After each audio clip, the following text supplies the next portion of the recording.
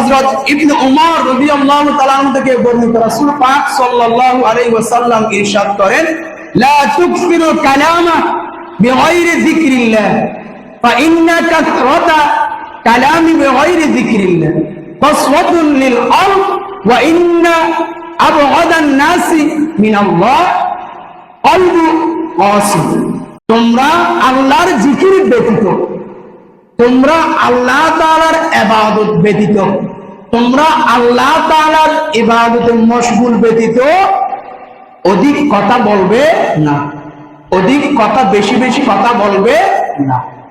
কেননা মহান আল্লাহ তাআলার ইবাদত ব্যতীত বেশি কথা বললে তোমাদের অন্তর, তোমাদের দিল, তোমাদের মন কঠিন হয়ে যাবে।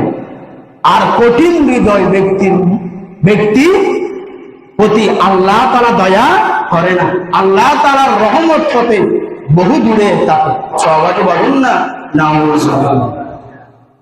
হাদিসের মধ্যে ইরশাদ হচ্ছে, তোমরা আল্লাহ তাআলার ইবাদত ব্যতীত বেশি কথা বলবে। তো বেশি কথা বললে কি হয়? বেশি কথা বললে অন্তর কি হয়ে যায়? কঠিন হয়ে যায়। তো যাদের মন কঠিন, তাদের হৃদয়টা কি কঠিন ফাঁসান, এদের প্রতি আল্লাহ তাআলার রহমত দয়া নাজিল হয় না। সবাই বলুন না নাউজুবিল্লাহ।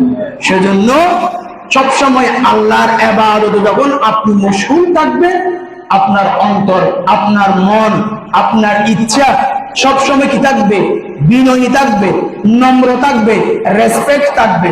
তখন মুনাজাত তোলার সাথে সাথেই আল্লাহ তাআলার কাছ থেকে যেটা চাইবে সাথে সাথে এটা দান করবে। সবাই বলুন না সুবহানাল্লাহ। কিন্তু আপনার অন্তর হলো জালিমের মতো কঠিন, অমানুষের মতো হৃদয়, কোনো মায়া দয়া নাই।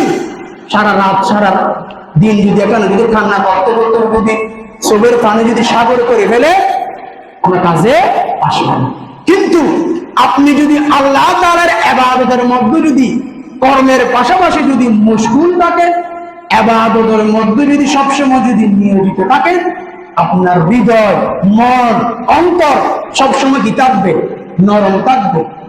তখনই আল্লাহ তাআলার ইবাদতের পাশাপাশি যদি দোয়া করে, ওনার কাছ থেকে যদি চান, অবশ্যই অবশ্যই দান করবে।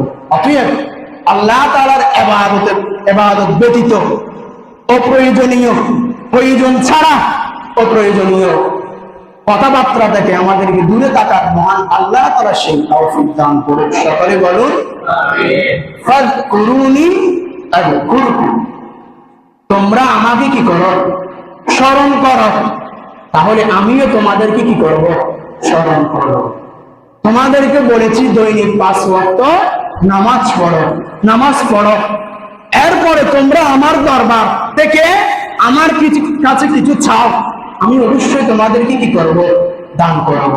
তোমাদেরকে বলেছি দৈনিক 5 ওয়াক্ত নামাজ পড়ো, কিন্তু তোমরা নামাজ পড়ো না।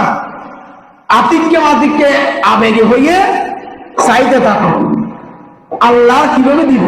তখনই আবার বলো শুধু আল্লাহ আর দেখা দেয় না, দুনিয়ার আযাব বেগিন আর বলতি ন দুষ্ট তোমার। তুই তো উনি যেভাবে বলেছেন এভাবে আপনি চলতেছেন না, আবেগী হয়ে একদিন মসজিদে গিয়ে হাত তুলে দিতে হবে না, হবে না।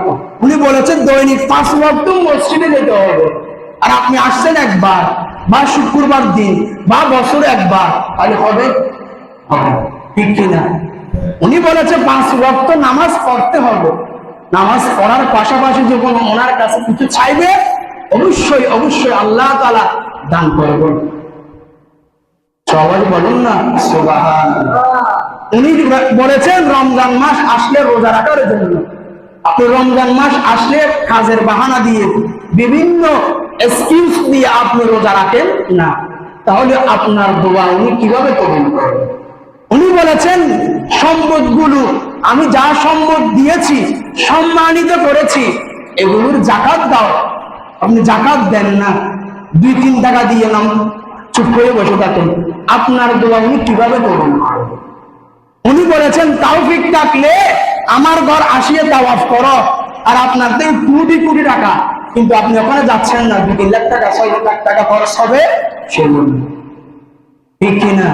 তো উনি যেভাবে যেভাবে বলেছেন এভাবে যদি আমরা যদি করি, আল্লাহ তাআলা যেভাবে আদেশ করেছেন, তার হাবিব যেভাবে আমাদেরকে পথ দেখিয়েছেন, এভাবে যদি আমরা চলতে পারি, ওদের কসম চাওয়ার সাথে সাথে উনি সেটা দান করে দিবেন। সবাই বলুন না সুবহানাল্লাহ।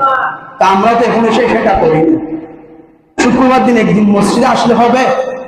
হাদিসের মধ্যেও বলে নাই, কোরআনের মধ্যেও বলে নাই শুধু শুক্রবার দিন জুমা পড়লেই হয়ে যাবে। যদি এটা হতো বলতো তাহলে হতো, কিন্তু বলেছেন দৈনিক কয়বার কয় ওয়াক্ত নামাজ পড়তে হবে? 5 ওয়াক্ত নামাজ পড়তে হবে।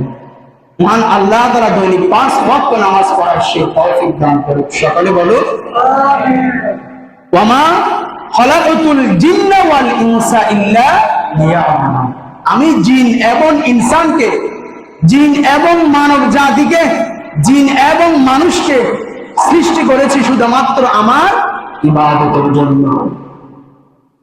তো আমাদেরকে সৃষ্টি করেছেন কি জন্য? ইবাদতের জন্য।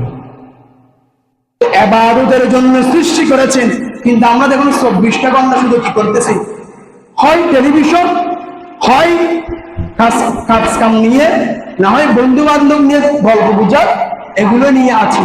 কিন্তু আল্লাহ এদিক দিয়ে বলতেছে আমি তোমাদেরকে সৃষ্টি করেছি এগুলোর জন্য নয়, আমি তোমাদেরকে সৃষ্টি করেছি শুধুমাত্র আমার ইবাদতের জন্য। দৈনিক 5 ওয়াক্ত নামাজ পড়ার জন্য, রমজান মাস আসলে রোজা রাখার জন্য, সম্পদগুলোর যাকাত দেওয়ার জন্য, তৌফিক থাকলে হজ করার জন্য। কিন্তু আমরা এগুলো থেকে দূরে। তাহলে উনি আমাদেরকে কিভাবে দয়া করবেন, কিভাবে মায়া করবেন, ওনার রহমত কিভাবে আমার উপর, আমার পরিবারের উপর নাযিল হবে, ঠিক কিনা? সেজন্য আমাদের কি করতে হবে? নামাজ পড়তে হবে। কারণ আমরা নিজেরাও নামাজ পড়ি না, ছেলে মেয়েদেরকেও নামাজ পড়তে বলি না, স্ত্রীদেরকেও নামাজ পড়তে বলি না। স্ত্রীও ঘুমায়, ছেলেও ঘুমায়, মেয়েও ঘুমায়, আর আমি নিজেও তো ঘুমাই। তাহলে আমার পরিবারের মধ্যে অভাব অনটন এগুলো দূর হবে কিভাবে? খরচ দূর হবে কিভাবে? আর ফসলা বানাবি কিভাবে?